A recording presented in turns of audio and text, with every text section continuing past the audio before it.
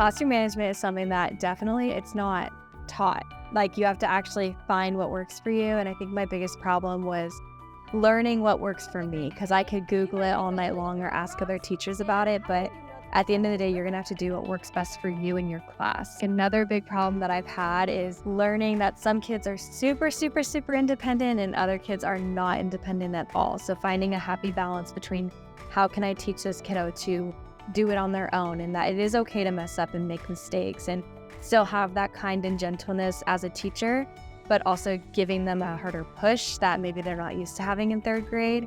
For this kid, I have a big sticker chart.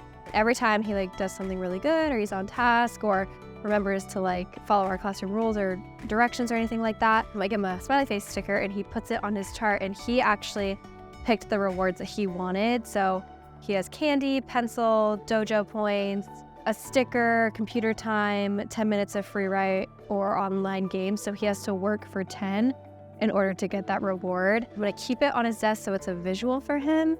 It's also done wonders in this new year for him. So George has grown this year. Character-wise, I would say he's more outgoing and loves to be here. He's not as nervous. He's excited to come to school.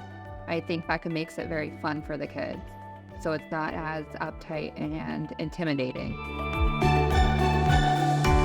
First week back from winter break, and the kids are definitely ready to be back, and so am I. During break, I didn't even think about school at all. I kind of took that time to become a human again and, remember that I have a life and take care of myself too. As a first-year teacher, Becca had the unique experience of being a paid student teacher, a teacher of record in a classroom where the regular classroom teacher went on leave.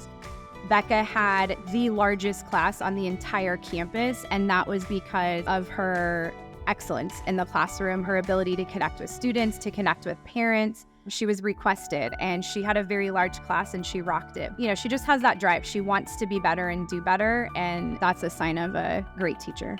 It is the last day of third grade, and I can hardly believe that today is just it.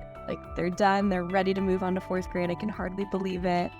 Hopefully we get some time to reflect on all the really fun things that we did this year and how much each kid grew and how much I grew and all that fun stuff. But I think today's going to end definitely in some happy tears, but I'll keep you guys posted on how it all goes.